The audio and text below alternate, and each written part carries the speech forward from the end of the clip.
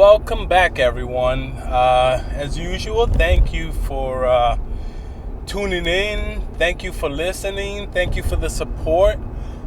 This is actually a very unplanned episode of Thinking and Driving. And the reason it's unplanned is because I did not have any topic to discuss. However, it came to mind suddenly that I am on my way to meet up with a good friend of mine who just happens to be gay. And I thought to myself, well, why not talk about that? Why not continue the controversial topics or subjects? So anyway, excuse me, hold on one second. Okay, so anyway, why does it matter that my friend is gay? Well, here's why it matters. Because I would say, I don't know, let's just say months ago, I always ask very weird questions to family members of mine, and I specifically ask my family members or close friends these questions because I'm always interested in some type of answer. Now, I want to be clear about something. When I ask my family or friends a question, I actually ask it in a very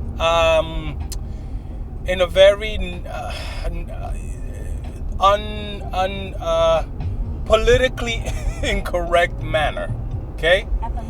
Because I the reason I do that is because I want an honest answer. Look, I'm going to ask you this question that you may or may not get offended about, and just give me your thoughts about it. Give me your answer. Let's discuss it. Let's agree. Let's disagree. I don't really care. Let's just talk about it.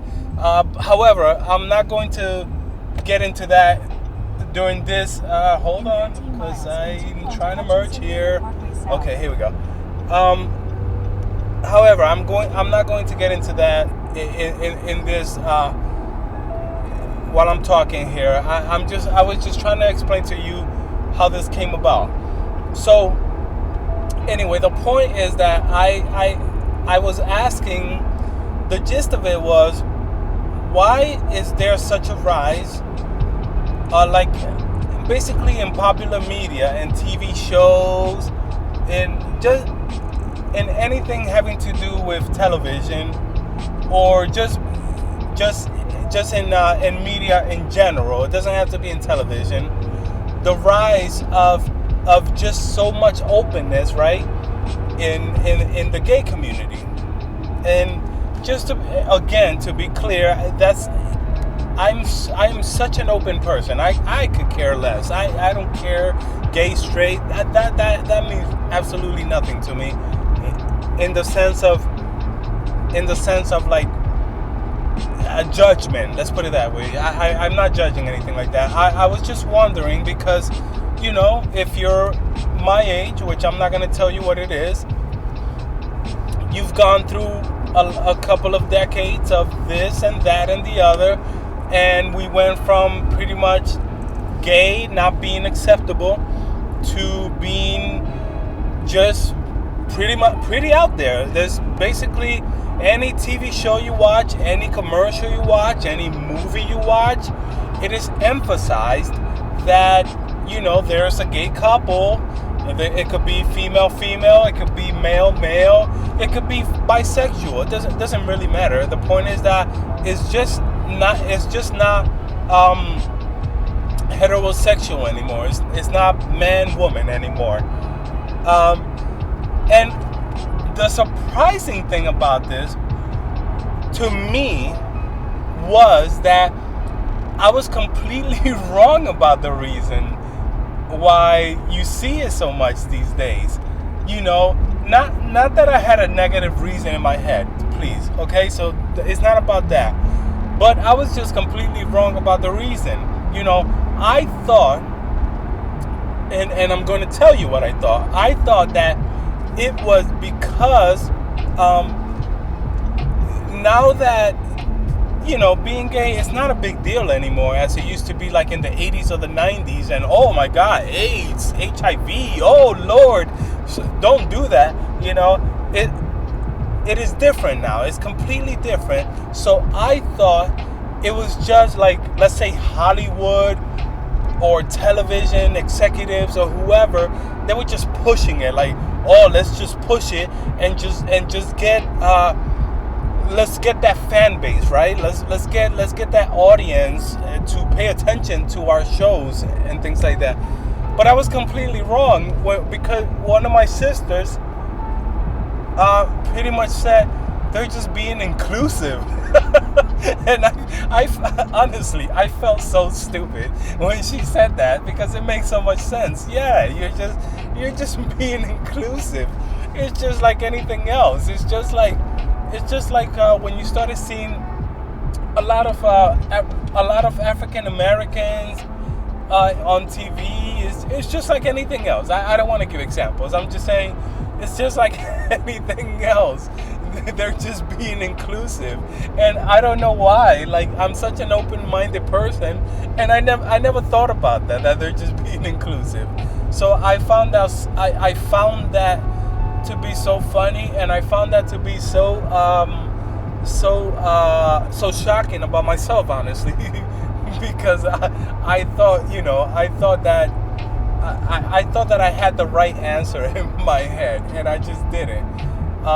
So that's pretty much what it is in regards to that's why I brought that up. That's why that's what I thought about, and that's why this is an unexpected conversation that I'm having with myself, which leads to just other things. Hold on one second. Which leads into the church. Okay. Okay. This is where I'm about to get myself in trouble.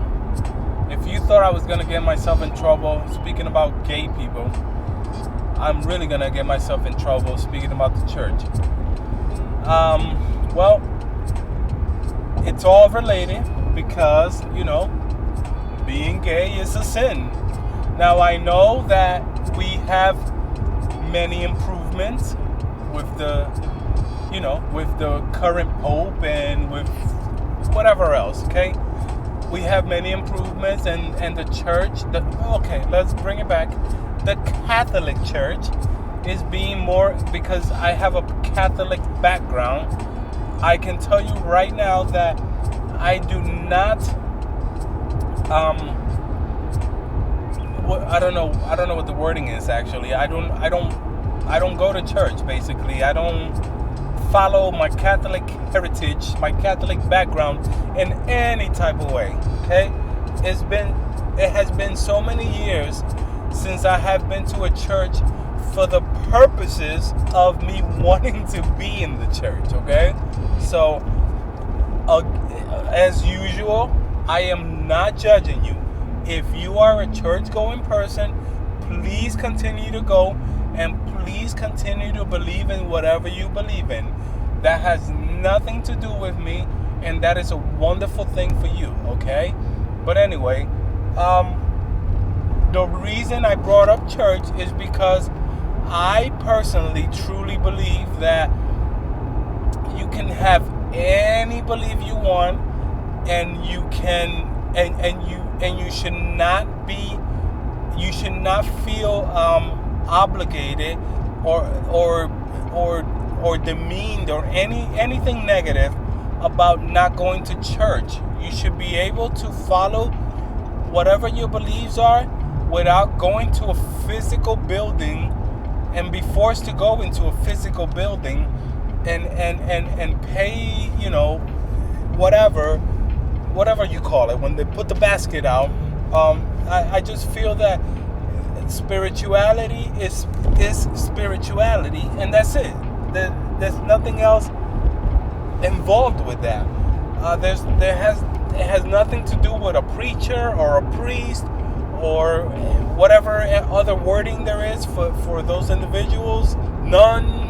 You know, I think you should be spiritual in your own way, at home.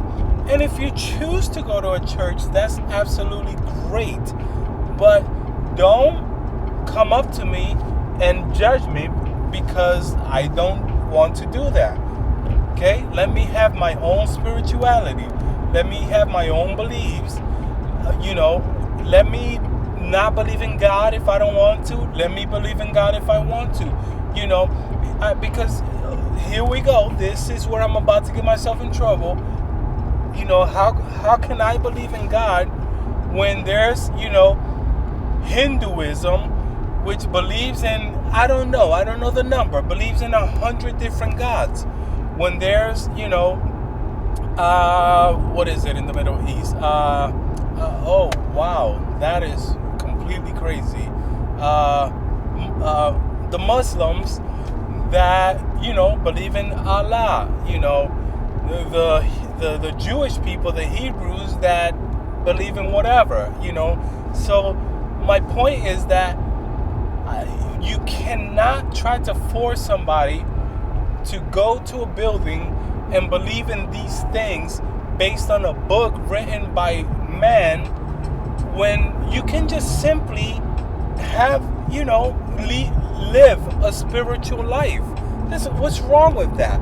What's wrong with believing in something that's higher, and believing in something that gets you through the day, right? That's the whole point of any of this. I need to believe in something that gets me through the day. I need to acknowledge something that gets me through the day. That is really the whole point of it. I want to be positive. I want to help others. I want to help my community. I want to give good advice to other people. It's just, I don't know. I think it's silly that I have to go to a church and then listen to a preacher or priest or whatever else tell me about what I need to believe in and why I'm a bad person if this or that or the other, right? Based, like I said, on some book that, I don't know, where did that information come from? Why can't I just promote positivity? That's pretty much the point of it is. Why can't I promote positivity? Let me promote my own version of positivity, my own version of spirituality, my own version of religion.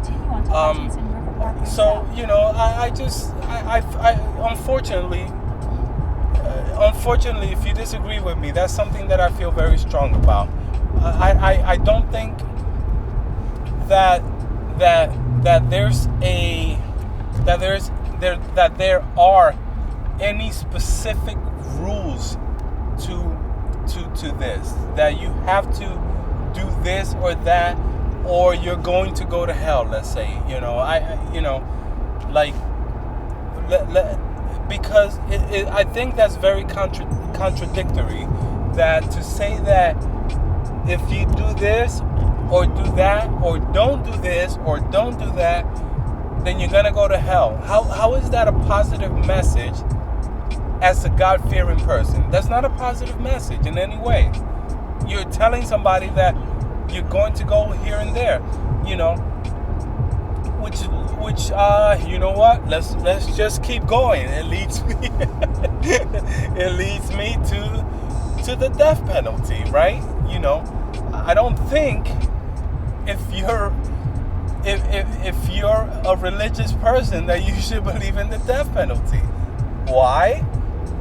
Because we're talking about a human being killing another human being.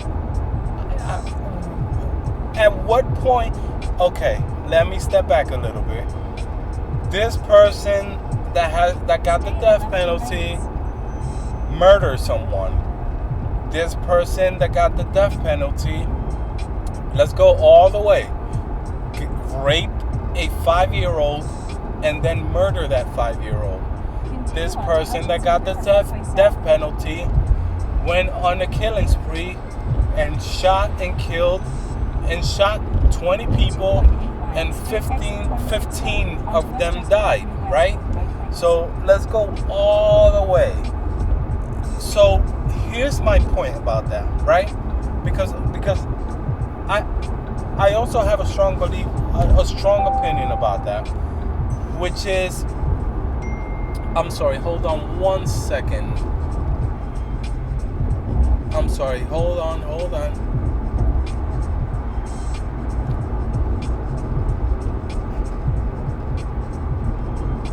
Okay, I'm back. The reason I feel strong about that is because, the Bible says, thou shalt not kill. In 2 miles, take Okay, exit I'll 26 admit to you onto Westchester that Avenue I West. have not thoroughly examined the Bible, okay? I will admit that to you. All I am saying is that thou shalt not kill, according to the Bible, according to the church that you go to, according to many other things, okay? So, if thou shalt not kill, then why are we consciously making the decision that we're going to kill this person? I understand that person is a horrible person. They did this, that, and the third. I completely understand that. Okay? I am not lost on that point. I am just saying that if we're saying that this person is a horrible person for killing another person, then why are we okay to kill that person? Okay? I don't have the solution, by the way. I don't know what the answer is. I don't know if there's such a thing as oh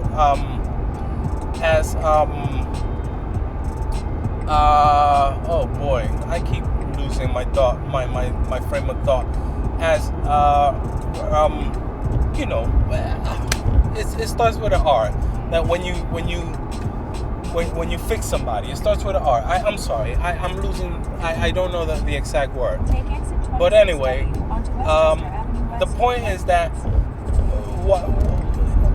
I don't know what the answer is, to be honest with you. But I can tell you that the wrong answer is to kill somebody intentionally, who just killed somebody, and you're punishing them because they killed somebody. It just makes absolutely no sense to me. I don't know what to tell you, and